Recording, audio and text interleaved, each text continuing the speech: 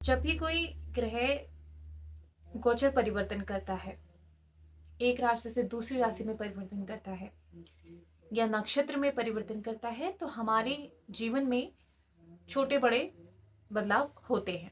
इसमें कोई भी शंका नहीं है। और 2025 में एक महापरिवर्तन और महागोचर हुआ था ग्रहों के द्वारा, शनिदेव का 29 मार्च को। और उसी तरह 2025 का दूसरा महागोचर होने वाला है 19 अक्टूबर को। मैं बात कर रही हूँ गुरुदेव बृहस्पति की। जय श्री कृष्णा। आप सभी का पुनः से मेरे चैनल एस्ट्रो ज्योति में स्वागत है और आशा करती हूँ आप सभी बहुत स्वस्थ होंगे और बिल्कुल मस्त होंगे। तो जैसे कि मैंने बात करी कि इस साल दूसरा महागोचर होने वाला है गुरुदेव बृहस्पति का। अब ये महागोचर और महापरिवर्तन कैसे? क्योंकि जो शनि देव हैं, बृहस्पति देव हैं, राहु केतु हैं, ये एक लंबे समय तक एक राशि में विराजमान रहते हैं।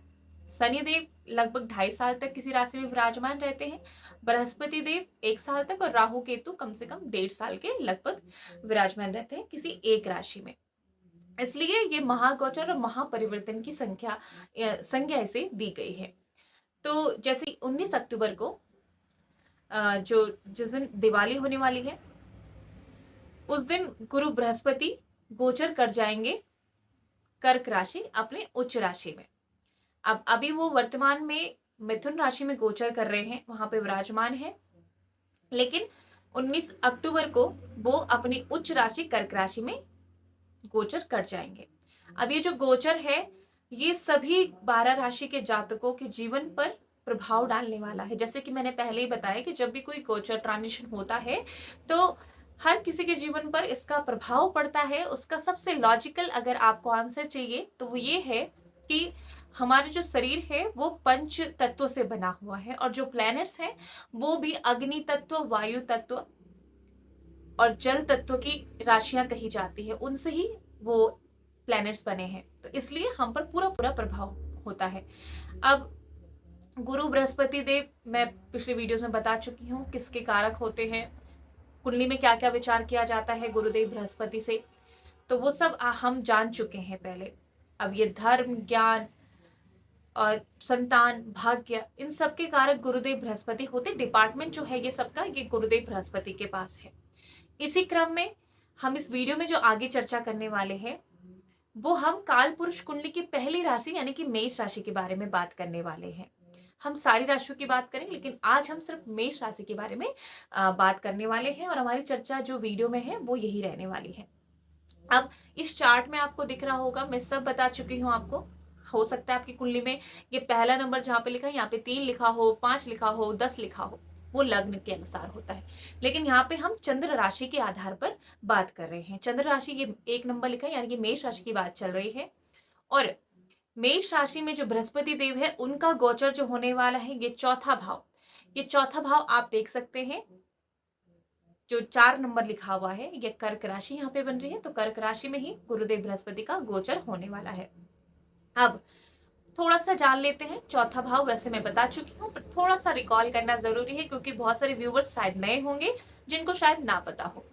तो जो चौथा भाव है, वो हमारा कुल मिला के, अगर मैं ओवरऑल एक बात करूं, तो हमारे सुख का, यानी कि हमारी खुशियों का, हमारी खुशहाली का चौथा भाव होता है।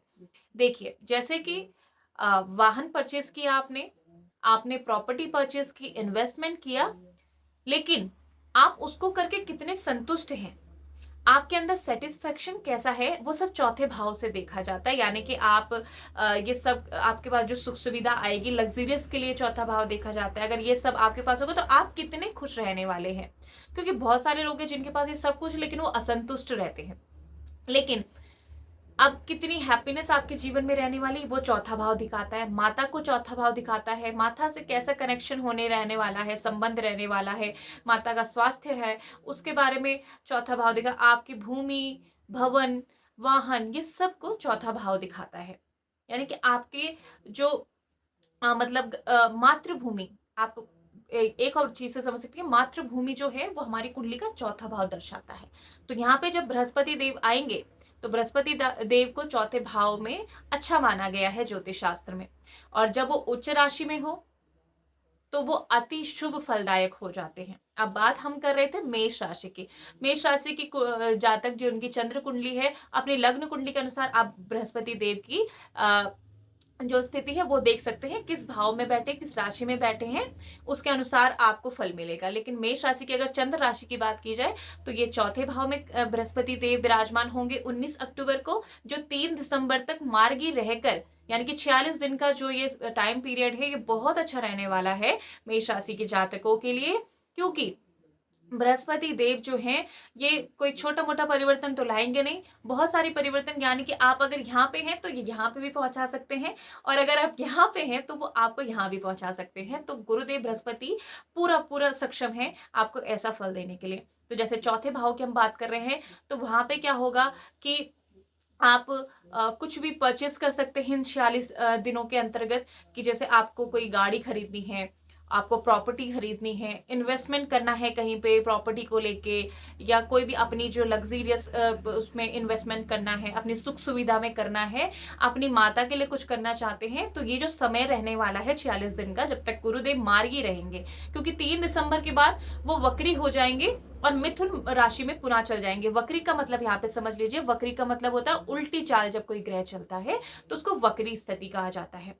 तो जब 3 दिसंबर को वक्री होंगे, तो मिथुन, यानी जो तीसरा भाव दिख रहा है, उसमें फिर से वो वक्री हो जाएँगे और वहाँ का फल देने लग जाएँगे। तो 3 दिसंबर तक जब मार्गी कोई ग्रह रहता है, तो बहुत अच्छा फल देता है। तो जब 3 दिसंबर तक 19 अक्टूबर से 46 दिन तक मार्गी रहेंगे, तो ऐसे मेष राशि के जो जातक हैं, वो प्रॉपर्टी, वाहन, अपने घर, अपने लग्ज़रियस चीज़ों में इन्वेस्टमेंट करेंगे, और ज़रूर से करेंगे वो, और उनको बहुत फ़ायदा भी होगा इन सब चीज़ों में। और भूमि से कोई संबंधित आप खरीदना चाहते हैं, आप मकान बनाना चाहते हैं, उसमें भी आपका अवश्य से गुरुदेव आपको अच्छा फल देने में सक्षम रहेंगे। और माता के लिए आप कुछ करना चाहते हैं, माता के साथ आपका संबंध कैसे रहने वाला है इन 46 दिनों में, वो भी आपको बहुत बेहतर परिणाम इसको देखने के लिए। अब सबसे मेन क्या है, गुरुदेव की दृष्टियाँ भी है ना, वो अमृतमयी दृष्टि कहा जाता है गुरुदेव बृहस्पति की। तो अब जब चौथे भाव में बैठे हैं, तो चौथे भाव से गुरुदेव की 5वीं, अब 3 दृष्टियाँ होती है, 5वीं, 7वीं, 9वीं।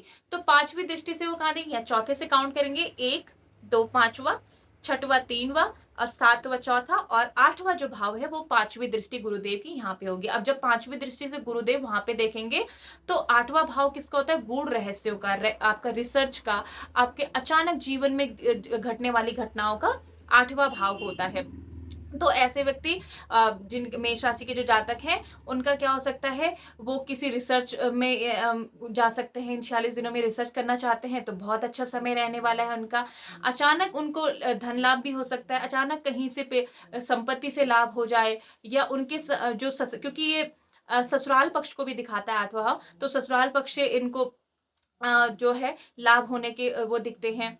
कुछ गूढ़ रहस्य, या जैसे ज्योतिष वगैरह में अगर वो रुचि रखते हैं, और इसमें अगर कोई प्रयास करना चाहता है, तो ये समय जो है ना 46 दिन का, ये बहुत अच्छा रहने वाला है। अब 5वीं दृष्टि के बाद बात करते हैं 7वीं दृष्टि की। 7वीं अब जब 8वें में 5वीं दृष्टि हुई, तो इससे आगे बढ़ेंगे 9वीं, 9वीं में 6वीं, और 10वीं में 7वीं दृष्टि। 7वां जो 10वां भाव है, वो हमारा कर्म भाव है, हमारा कर्म क्षेत्र है, हमारे पिता का भाव भी कहा जाता है।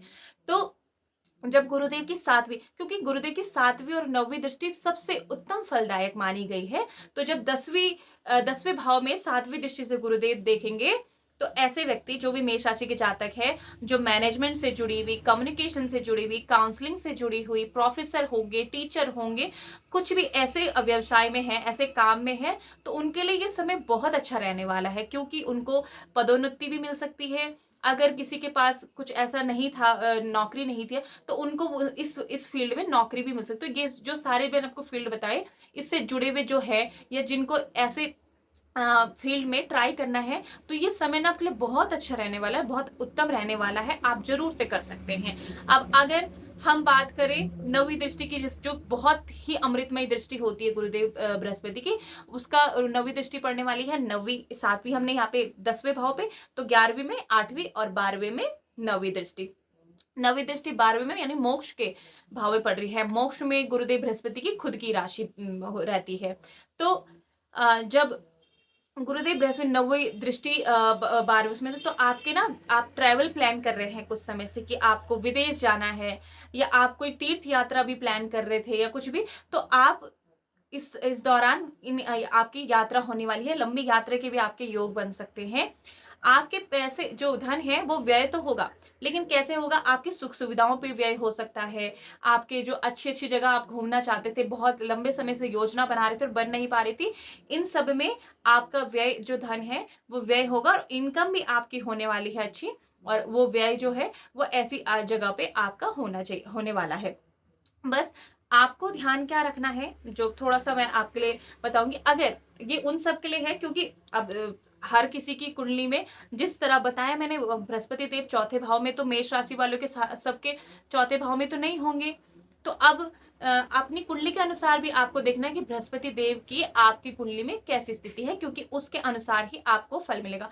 बहुत ज़्यादा घोटाला नहीं है अगर, तो आपको बहुत अच्छा फल मिलेगा 46 दिन तक। अगर वो त्रिक भाव में है, नीच राशि में है, तो थोड़ा-सा भाव जो फल है उसमें कमी देखने को मिल सकती है, या आपको इन 46 दिनों में परेशानी भी हो सकती है। तो इसके लिए आपको क्या करना है, जैसे गुरुदेव अभी कर्क राशि में गोचर करेंगे, आपको प्रतिदिन बृहस्पति देव के बीज मंत्रों का जाप करें और सबसे मुख्यतः बृहस्पतिवार को पीले वस्त्र धारण करें, केले की पेड़ की पूजा करें और पीला चंदन लगाएं, और कोशिश करें कि विष्णु सहस्त्रनाम का अगर आप पाठ कर सकते हैं तो अवश्य से करें। अगर बहुत लंबा आप नहीं करते, हरि स्तोत्रम आप कर सकते हैं। हरि स्तोत्रम छोटा सा है, आप उसको भी कर सकते हैं। तो इसी के साथ हम इस वीडियो को यहीं पर समाप्त करते हैं, और मेष राशि वाले के हमने आज चर्चा करी। हम अगली वीडियो में मिलते हैं, और अगली वीडियो में आप सभी के सामने जल्दी ही लेकर आऊंगी। तब तक के लिए आप सभी स्वस्थ रहें और मस्त रहें। जय श्री कृष्णा।